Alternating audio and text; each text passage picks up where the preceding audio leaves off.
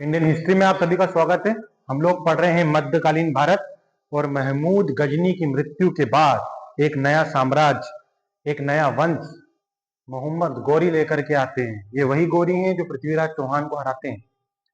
मोहम्मद गौरी का वंश शहाबुद्दीन मोहम्मद गौरी 1173 यानी 1173 ईस्वी को शासक बना। कब बना?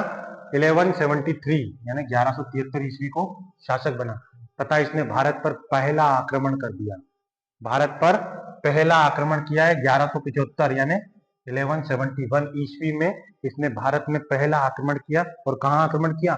मुल्तान पर आक्रमण किया। मुल्तान के विरुद्ध आक्रमण कर दिया। ये मुल्तान कहाँ है? ये मुल्तान जब इस समय की बात थी तब भारत में ही आता था मुल्तान, और अभी फिलहाल मुल्तान कहाँ है? फिलहाल मुल्तान पाकिस्तान में है। मोहम्मद गौरी का दूसरा आक्रमण होता है 1178 ईस्वी में। मोहम्मद गौरी दोबारा से भारत पर आक्रमण करते हैं और आक्रमण होता है पाटन गुजरात में। पाटन गुजरात में आक्रमण करते हैं, लेकिन पाटन गुजरात में शासन चल रहा है भीम द्वितीय का। भीम द्वितीय से गौरी की भेंट होती है और मुठभेड़ में क्या होता है? गौरी को बुरी तरह से परास्त किया जाता है। कौन? भीम द्वितीय इसको परास्त करते हैं। ये जो गौरी का वंश था, मोहम्मद गौरी का जो वंश था, ये कौन सा वंश था? ये लोग तुर्की लोग थे, यानी तुर्की लोग थे ये लोग। आइए जानते हैं मोहम्मद गौरी द्वारा लड़े गए प्रमुख युद्ध कौन कौन से थे। मोहम्मद गौरी के द्वारा लड़े गए प्रमुख युद्ध कौन से थे? तराइन का प्रथम युद्ध, जो हमने पहले भी चर्चा कर ली। तराइन का प्रथम युद्ध होता है 1191 को होता है, 1191 में होता है। किस किस के बीच में होता है? गौरी और पृथ्वीराज चौहान तृतीय के बीच होता है। और परिणाम क्या निकलता है? परिणाम पृथ्वीराज चौहान विजयी होते हैं।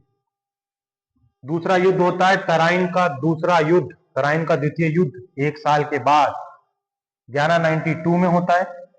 किस किस के बीच में होता है? गौरी और पृथ्वीराज चौहान तृतीय के बीच दोबारा से युद्ध होता है, लेकिन इसमें परिणाम कुछ उल्टा निकलता है। और परिणाम निकलता है मोहम्मद गौरी जीत जाता है। क्यों? क्योंकि जयचंद इसमें गद्दारी करता है।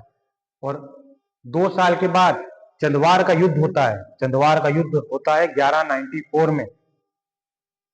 1194 में युद्ध होता है गौरी और जयचंद के बीच में। गौरी और जयचंद के बीच में युद्ध होता है। और क्या होता है इसमें? गौरी विजयी हो जाता है, गौरी की जीत होती है।